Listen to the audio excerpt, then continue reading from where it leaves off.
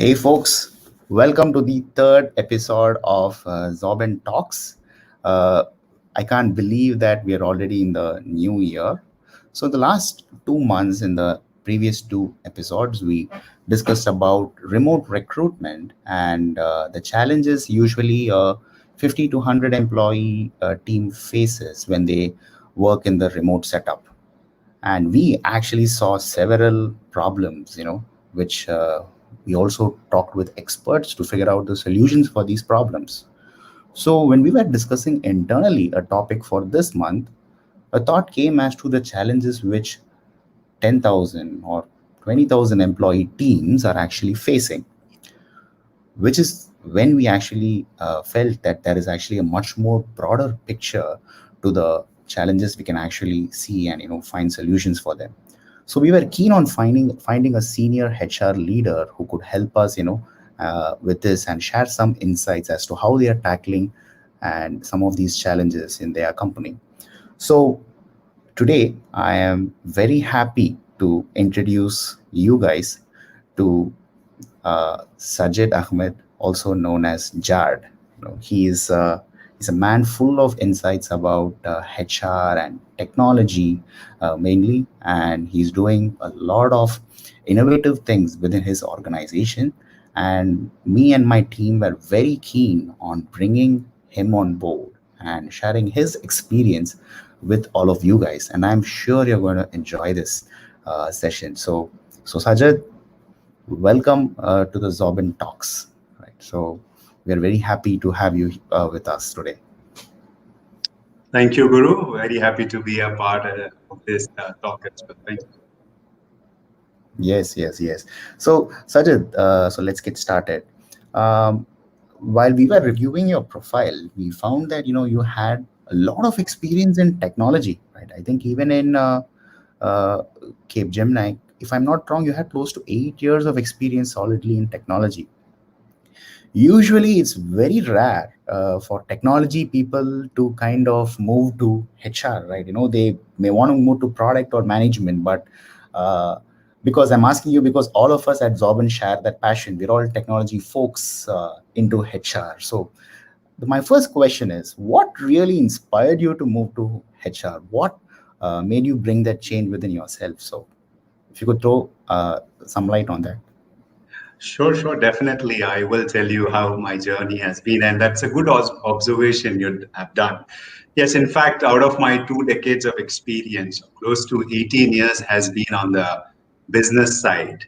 And I would say it has been a gradual move or transition into HR and not a sudden move or one fine day I decided that, okay, I want to move into HR.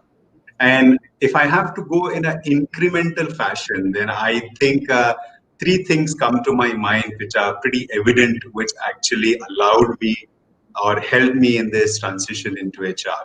So the first is I had spent a couple of years outside of India in some European country. There, because you don't have a lot of friends, you kind of mingle with the expat community, and I was in Amsterdam. And Amsterdam, if some of your audiences know, it's pretty small, but still, it is a place where people from diverse cultures and different countries come together. And I was a part of a expat group. And in that expat group, I met anthropologists, psychologists, sociologists, uh, uh, archaeologists, and these are some of the areas. Unfortunately, when I was in India, I was not exposed to, because my group was full of people within the ITES kind of frame. So there, having met these people, I think somewhere my thought process also changed a bit. So that is the first. The second is, if you look at my education, I have done my master's, or still a project is due, very late in my career. So I finished my graduation and I started working immediately. I didn't have time to do my master's, but when I decided to do master's, I chose psychology with organization psychology as a specialization. So that was the second stuff. The third is an incident where one of my friend asked me, "Can you share a picture of the books that you have?" And when I sent it, she said, "Did you observe something? 80% of the books has either a human word or a people word in it." So I was like, So it was not by choice, but I think over a period of time, slowly these ideas were running behind my mind. And when I look at Guru, the engagements I used to have at my work, I used to be very much involved in people development, capability building, and engagements and stuff like that. And the conversations I had with my peers and people at a strategic level revolved around the people. So I guess people made note of it, and I was offered a job in HR, and I didn't think to. So that's how I transitioned. Well, that's pretty bold transition, I must say, Jad. So you and we need a lot of more technology minds in HR is what I personally believe, and not in small companies, but actually in big companies, because small companies usually reflect what bigger companies than them do. So I think this is a really a great thing which you have done. So let me come to, we have actually gathered a set of questions, some from our own customers, some from audiences, right? And some of my own questions, right? So, so my first question is this. So, we're all, before the lockdown, when we were actually going to offices, if we were actually able to go into office, check in, say hi to our bosses, little bit of work, coffee, lunch, the way the work went, and the fact of going to the office itself was like a, you know done. But right now, when we're always sitting in front of our computers, how is a HR team trying to make sure that there is a good experience for an employee? Uh, I feel that there is a lot of exposure that the employees are losing, when they are not in the office, when they are with other people. So how do they compensate that, and how do you guys actually make sure that there is a good employee experience? In a startup, we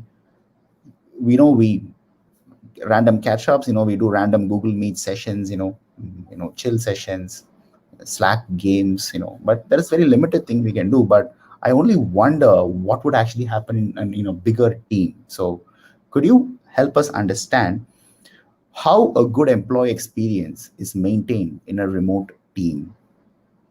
Right. So you're actually trying to cover a bigger spectrum of things here, because when we say employee experience, I think employee experience itself has gone through a kind of an evolution, because earlier people used to talk about employee engagement, right? But now everybody is talking about employee experience. And there are still some people who feel employee experience is about the onboarding or the performance management or the surveys that you do. But I guess if you look at from the hire to retire phase, now people or organizations are talking about leadership, technology, and more importantly, the concept of the work itself, right? And so as the pandemic started, I guess, be it a smaller organization or a bigger organization, the primary focus was to ensure that employees are taken care of in terms of the health point of view, right? So suddenly the employee well-being was focused, and don't be surprised. I think in a couple of years, maybe there will be a CMO, Chief Mental Health Wellness Officer as well. A new role or a title will emerge, because there was a lot of focus. And in our organization, we had a meditation hour at, after 6 p.m. when everybody finishes work, because we realized that, and especially in an Indian context, Guru, it is extremely difficult, where we share a common space with our families, and our children are at home as well, right?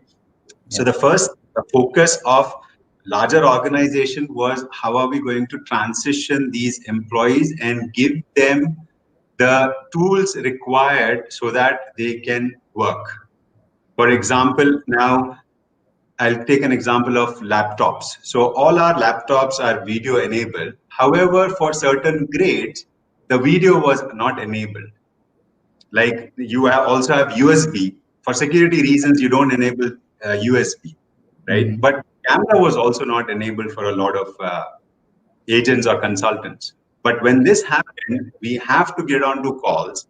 and have that little face time. So we enabled that part. And from a addressing their stress point of view, we started those meditation sessions. And from an ergonomic point of view, I know there are some niche players. I mean, obviously, you can't compare a services company with a product company. Product company might have done a lot, but services company in their own space have done, like, they have shipped the chairs. The chair that I'm sitting on right now, I'm talking to you, is actually from my organization. So ergonomically to support that. So these are little things that we have done at the immediate level. But as I said, we have to take it to a next level, because now we are talking about communication.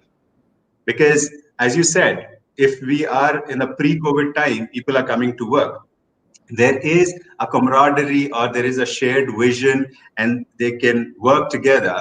But none of us were trained on how to communicate with our teams in this medium. Probably, yes, we have some amount of experience because we deal with clients from different parts of the world. So it was not something which was absolutely new, or we had to train people how to use technology and carry on with their work. But if you look at it, it's not a duplex communication, it's a simplex. It's not like a boardroom where you can see 10, 15 people and see their reaction. While teams have come up now and they give you different screens of people and their video, you can see. But still, at one point in time, you can look at only one person, right? So now organizations are thinking about how are we going to train our leaders to communicate. Now, how are we going to train our leaders to be more empathetic and understand the situation in which the employee is? As I said, for me, probably I have the luxury and I have a different room. I'm able to sit and nobody is disturbing me. But there are a lot of employees who are in a shared space. So that becomes a challenge. So how does a leader interact? We're looking at those things as well. Right, right. That's a very broad way to look at this, Jad. So and the way we communicate, like how we said, has completely changed. Especially, for in our own team, we do less talking and more body language. So people Yeah. actually understood by when I say no, I could actually say it sarcastically. I could actually say it angrily. I could say it in a positive way, or I could have just said no, but it's very tough to kind of do that in a remote setup. We have to, the answer no is not enough. I have to say no, and then I would actually give a lot of explanation as to why I meant by that, so that the person I'm communicating to is able to take it in the positive, in the right sense as such. So on the same note, I have another question. So you see, there is a new generation of talent that is actually entering the workforce. People born after 2000, we call them as Gen Z or post millennials. These kids have got access to technology right from a very young age. So they would have learned probably how to build their website or an app. Even before joining their college, they've had, especially people from the cities. They've had that exposure. Uh, you know, they know technology, and there are numerous amount of online courses they could have actually enrolled into, and they could have equipped themselves with a whole range of tools which even a millennial generation didn't have. So have you noticed when you're hiring freshers, this year or last year, have you observed any uh, changes in the behavior of the new talent that is actually entering in? Do they have the right expectation in the workplace? And assume yourself to be a leader in the same organization 10, 15 years down the line. How would you shape the organization to support this new talent? How would you change the organization to make it friendly for this Gen Z or post millennial workforce? Right. So interesting question. So when you say Gen Z or the millennials, so we were having a discussion in our office, and one of the leaders said that probably let's not label them as that, and let's call them young professionals. So we have done away by calling them millennials, but we are referring them as young professionals. And Mhm. yes, we do take in a lot of freshers from campus, engineering students, And for certain roles in HR, we take it from premium B schools. And there are some consulting areas that we have. We can go to IITs and IIMs and we hire from them as well. And as you rightly said, like few people say somebody is born with a silver spoon, this generation is born with a smartphone, if I can refer it like that. So yes, there is a lot of enthusiasm in them, and they want to make a change, or they want. So basically, I think because of the time they are born in and the world events that have occurred, it kinds of conditions your mind right? So Mhm. uh, I think there are a lot of young professionals who are listening to this talk, and I don't want to offend anybody, but I think instant gratification is one kind of attribute that gets attached to them. And probably that has come from either the Generation X or the baby boomers. Because Mhm. when you look at organizations, in a strategy level or a leadership level, you have these baby boomers or the Generation X, and their Mhm. way of looking at it is different. Their environments were different, and they have delayed gratifications and they have invested. But I think the young generation slightly wants to have things at a much faster pace. And again, it depends on the ecosystem of the organization. So if it is a startup and we see that a lot of young talent is focusing on becoming entrepreneurs, and probably their CEOs and uh, the employees, the age gap may not be that huge, and they Mhm. are able to give them that empowerment, or they are having those uh, avenues where their thought process is at least taken into consideration.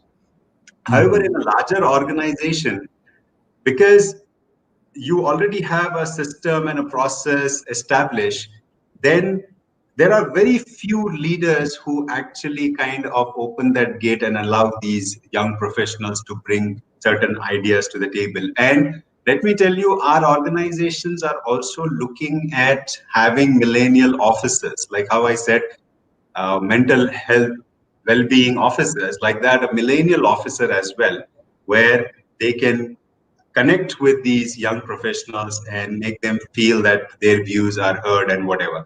And in one of our unit, we have something called Millennial Garage. So Mhm. while we can't have all the ideas implemented, because there are a lot of other things which get impacted with it, but we Mhm. don't want to lose this talent. So we have come up with a concept called Millennial Garage, where Mhm. they can go and brainstorm and work on solutions, not probably for the customers to whom they are addressing, but some other unit, some other issue, and they discuss and then probably share it with others as a best practice or whatever. That's great. That's a totally new take. Millennial garage is something. It's a very nice word in itself. Um, so, on the same question, probably a continuation of this question, a lot of the post millennials or the very new generation talent I'm meeting, they, as you said, they have very less attention span and they have very fast expectations and they want to grow very fast. So if one of their colleagues in some other company gets an appraisal, they want appraisal from their own company, right? They still feel that they are in the same competitive cycle of their school, colleges, and so on, right? So even after 5 years, they still compare with their colleagues whom they graduated with 5 years before. So the idea is, many of them, they want to move very fast. Is the current corporate culture really have the track for moving fast? For example, um, product companies, certain startups, they let very fast escalations, and even if they don't have an MBA, even if they don't have a degree, right, they have a track for reaching, maybe even a CXO level position very fast, very rapid, right? Do corporates have that same path available, like for the fresh talent, who are really hungry, and and I think all of them are, right? So to grow very fast, is that track available or not? All right. So let me take that into two parts, this question. The first part is about they want to move faster. right? Mm. So Mhm. what I have seen now, again, I am from the generation X. Okay, so just on the border of it. So in my experience, be it a young professional or somebody from the generation X, I have realized that unless and until you spend some time, now again, we can debate, okay, when you say time, how much time? Is it 6 months or a year or 18 months or 2 years, right? But if I'll take an example of HR because I'll focus more on HR and probably your audience may be a mix of both HR and non-HR. But if you look at HR in a smaller company, probably this HR person is doing everything from onboarding to induction to your workforce planning to compensation benefit, then your HR shared services, whatever they do in terms of their retirals, exit, performance management, learning and development, probably they do everything. But if you look at bigger organization, because now if I look at Capgemini, we have close to more than 1,20,000 employees. So for a firm that big, you definitely have functions. You have certain center of excellence, as we call it. So learning and development will be a center of excellence where you have technical training, you have behavioral training, you have leadership training. So if there is a MBA HR, a fresh young professional joining, I think unless and until they spend some time in each function, each COE, they will never understand the complete spectrum of HR. And if their aspiration is to become a CHRO, probably 10, 15 years down the line, then unless and until they know the dynamics, what happens here, they will struggle. So what we have done, probably for a non MBA HR or a fresher, we have certain timelines like you have to be in that role or in that particular project for 24 months. Whereas for these young professionals, we have cut it down, let's say 18 months. By 6 months, we have cut it down and we have a mandatory rotation for them because we understand that after a certain point in time, they feel that either they are not learning or they feel that there is a mismatch of their aspiration to the role. So what we do, we rotate. So immediately after they finish a year, we start focusing on like how we do succession planning. If I'm moving into a different role, I do succession planning. So likewise, we kind of see where is it they want to go and who is available, and we kind of churn this way we do so that they get that experience. Yeah, that's typically, true for a lot of big companies. It is, the more the employees, it's very tough to change. So, and I think this would, not sure if you'd agree, technology definitely has a very vital role to change this in the future. A lot of these probably center of excellences, can be, be made with lesser employees with little bit help from technology. I think that's also a part of the overall strategy as well. So, and most of these talent, they want to really get exposed to a lot of these things very fast. So for example, they want to be in the customer success department, and once they understand that, they don't want to keep doing it, so they don't have this idea that, they have to do it for like 2 3 years in order to actually learn the intricacies, right? Jad, so I may be biased here because I'm a No, millennial, no, right? I no, have no. some of myself, right? So Yeah, they are, yeah, yeah. So they are I will. actually, Sorry. So before I lose my train of thought, so I'll bring in my psychology experience here. Okay, and this is a message to all the young professional. Is now just take the Indian education system. Okay, now there is a rota system, right? We repeat things, and that is how we learn. So oh, the way we learn is either if we are exposed to something very recent mhm. or we learn because of repetition. Okay. So, unless and until you repeat the task over a period of time, there is no way that you will retain that knowledge because the way our memory works now, if I go deeper into the biological aspects of our brain, then you have sensory memory, short term memory, long term memory. So, whatever I'm sharing with you now probably looks like I'm processing it from my short term memory, but I'm retrieving it from my long term memory, right? So, the more you repeat, it gets stored in your long term memory. So if you feel that you have worked on any project or a particular technology or a particular area for 3 months and you feel that you know it all and you are a pro at it, and 1 year down the line you will be able to reproduce, I'm sorry, my friend, it doesn't work that way. Maybe you are born into a new world with a lot of information that is coming your way and you're able to connect the dots, but still retention, our minds have not evolved yet. I mean, it is still like we are living in those, what do you call, caves. Some bit Mm-hmm. of it has changed, but still our minds are yet to evolve to that level where you can say that, okay, 3 months is enough for me and I move on. Jad, someday I want to do this. I want to have a panel with three Gen X and three Gen Z, right? And have a heated discussion. Like, and I should be like this popular TV news anchor, controlling both sides. Probably someday I'll make it happen.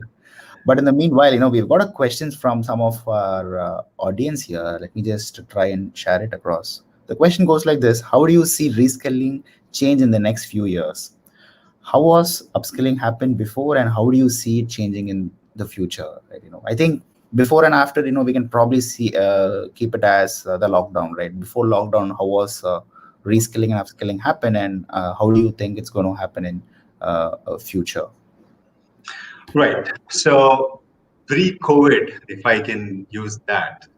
So any reskilling, upskilling happened based on a recommendation from the business. Now, if I go back to my example of when I was a delivery guy, and I used to have a larger team, and if I realized that okay, this person needs to be skilled in something, then I was dependent on the learning and development team. There used to be a learning business partner who works very closely with business, trying to understand the business needs. And I used to tell them that, okay, I have 4 or 5 guys who are, let's say, on Amazon Web Services, whereas I see that the market and the deals that we are signing are more on the Azure side. So can you please get these guys trained on Azure, right? Mhm. So there was a dependency. But now I think all of us understand that COVID has pushed us to become more digitized, and the digitization has happened overnight because thanks to COVID. So now Mhm. all organizations are using learning experience platform. Earlier we used to have learning management platforms, but now Yes, we yes. have learning experience platforms, and there are pathways already created. So what we do is we have role families. So, for instance, now there is somebody who is a network engineer. Then that Mhm. network engineer sits in a particular role family. And that Mhm. in that role family, there are different grades and different designations and different competency expectations we have, which gets Mhm. mapped, and there are learning pathways that gets created. And the learning Mhm. pathway gets assigned to this person. And Mhm. at the pace they want to take it, they take it, and some amount of that learning pathway target is tied to the performance measurement KPI. At the end of the year, the manager and employee sees, okay, this was the pathway assigned to you. Now, have you done it or not? So that's the way going forward. Sure. So, different question on the same note. We're running short of time, but I think we can probably extend this to 5 minutes. Right? I hope you will be okay with that. Sure, Um, sure. sure. All right. So the question is, so can voluntary upskilling take place? See, Google is famous for doing this for the past 2 decades, if I'm not wrong, or maybe a decade at least. They have this 20 percentage rule. 20 percentage of the week the employee can choose to do something on their own, right? So since the new generation, they like more independence, and they like to be their own bosses. Do you think voluntary upskilling can be encouraged, and how do you really allow that? As a manager, how do you promote voluntary upskilling? Say, for example, today I don't know anything about psychology, and I want to actually upskill about psychology. Do you think the organization can support me to do that? Very interesting question. And with the learning experience platforms, there is no dearth of having access to either a technology or a area. They just have to go search. So that is one, which for an employee might feel like it's coming at free of cost, but at a back end, the organization is paying for those Yeah. licenses, be it from Plural side or Coursera or the university courses, whichever whoever provides, there is a cost element. Mm. However, let's say there is an employee who is in technology, core technology. However, this person's aspiration is to pick up something which is absolutely non-technical in nature. So, will an Mhm. organization support this person to pick up that particular skill? I would say chances are a little lesser because the budget gets allocated based on the need of the business. Mhm. So the leadership decides that, okay, for my people to be billable, at the end of the day, we are in the business to satisfy our stakeholders, investors, and give profit, right? Yeah. So if we are investing in learning, which might not result in direct billability, and the person will not be productive, there might be some challenges. Mm. However, if the long term aspiration of this person and there is a role available in the organization and the budget is there, I don't see a problem. But otherwise, if it's a complete contrast, then chances are less. Understand, understand. Thank you, thank you. So, coming to recruitment, Jad. So, one of these questions that I always wanted to ask is, maybe I think probably you're one of the very few people with that experience I'm talking to. When you're hiring mid to senior level talent, usually managers tend to deploy certain amount of intuition when selecting the candidate. In their mind, they'll try to map this candidate to someone else they've already worked with, right? So, and then there is this the new way to do it is data driven approach. Okay, so intuition is one approach, right? So they are like this.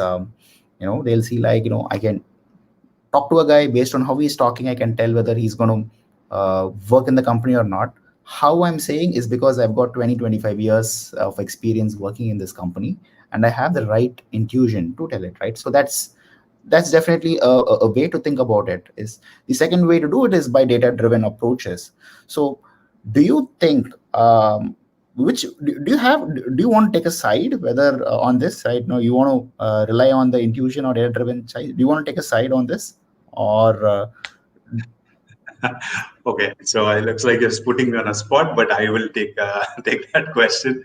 So I would say we need to create that balance. So the first part of the initial screening bit, because I know that there are a lot of bots these days, and there are, I mean, AI and algorithms and stuff, and your own company does. I have seen the assessments that you guys do. So that helps to a larger extent in terms of getting at least a particular match wherein I am able to talk to that person instead of okay? focusing my energy on matching from what the keywords are in my job description to the resume and trying to see from a skill set point of view and availability point of view the proximity to the city and stuff like that, that help comes from the assessment and the technology bit. At the end of the day, I would say, now, I don't know if the technology can also relate to certain attributes or traits of a person which are in perfect alignment with the values. So I'll give you an example. In Okay. our organization, we have 7 values. Okay. Capgemini, if you look at it, we have 7 values. And these values have been there from the time we started back in 1960s.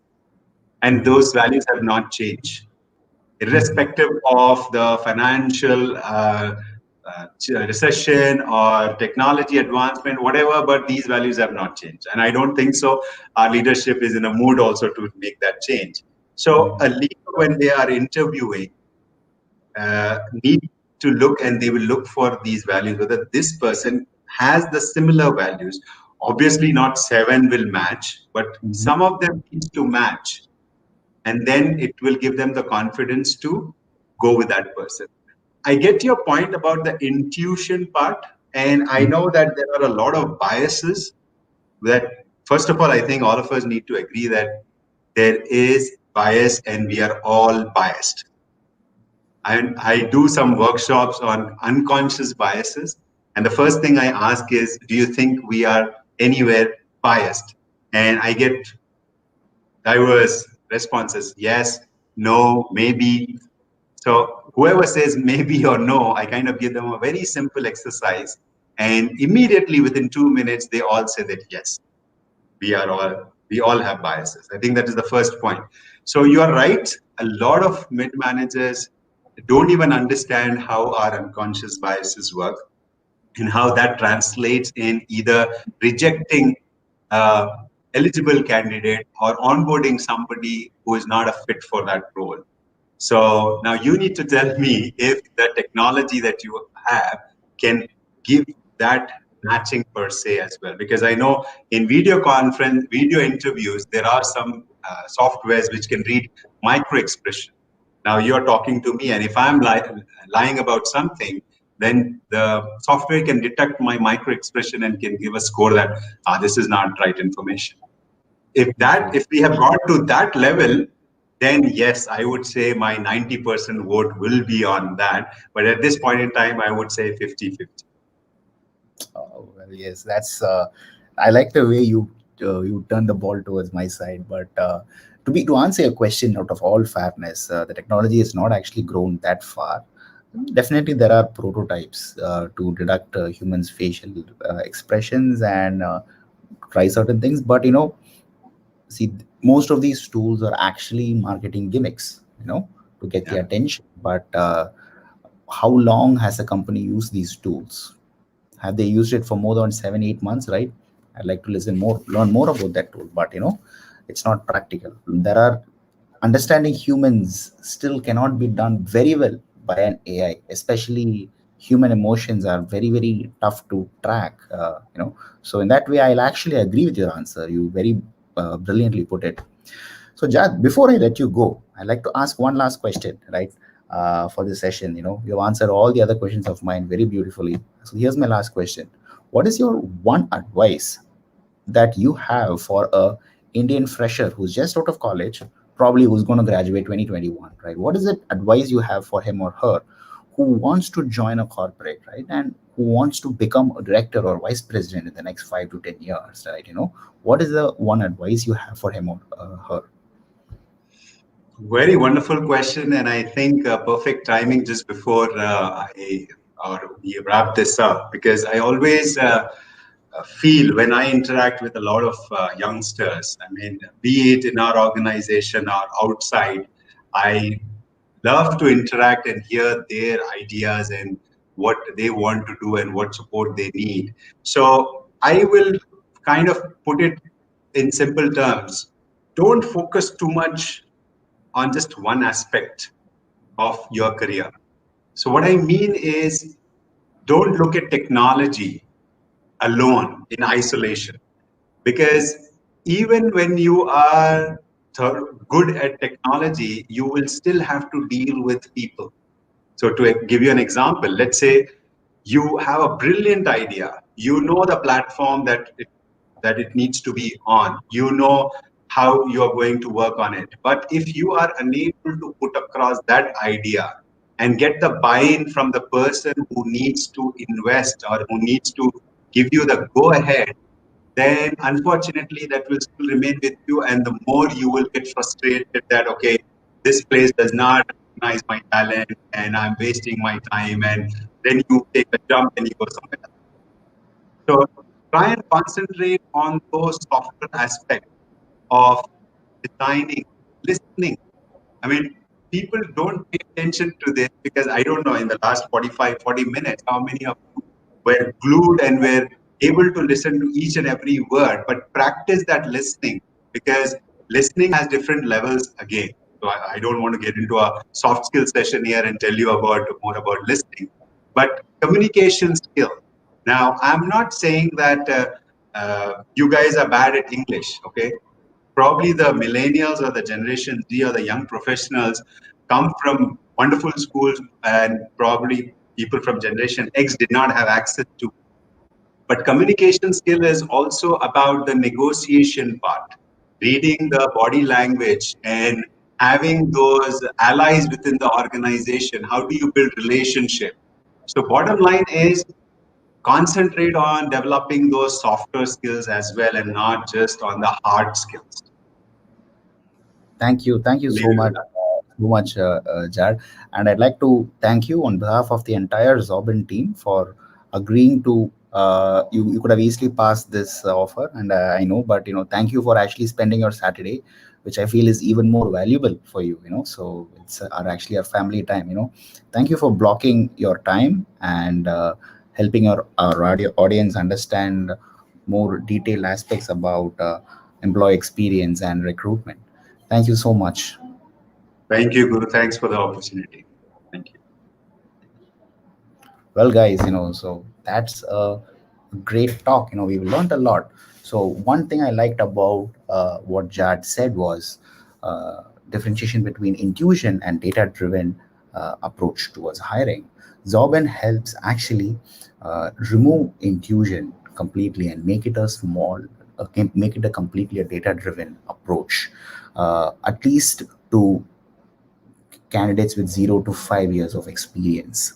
So I'd like to play a small video that talks more about Zobit. Here it goes.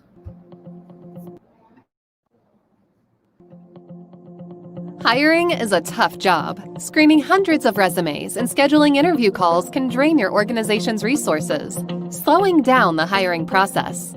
That's why we built Xobin, the ultimate screening platform. Xobin offers pre-built skill-based assessments and psychometric tests for various job roles in multiple formats. You can edit and customize the assessments with our preloaded questions, or add your own questions. Sit back while candidates take up the assessments in a proctored environment. Get detailed insights about candidates to identify the best ones. What's more, you could even shortlist applicants for a live interview or code pairing session. Xobin, your one-stop solution to hire skill fit and culture fit candidates.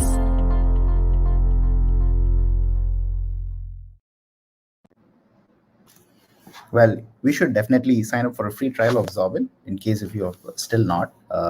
We have actually added a whole range of new modules from what our platform was in December, right? So there are tons of new things to actually try out in our platform. Also like to make an announcement on behalf of our outreach team. So we have planned to make a list of top HRs that all of you need to follow in 2021. Of course, Chad is on the list, but we are also making a list of other top professionals who you should actually follow in social media to learn more about the latest trends and the shifts, right? So we'll keep you posted about that, and I'll also come up with a topic for the next Zobin Talks. Until then, do stay tuned.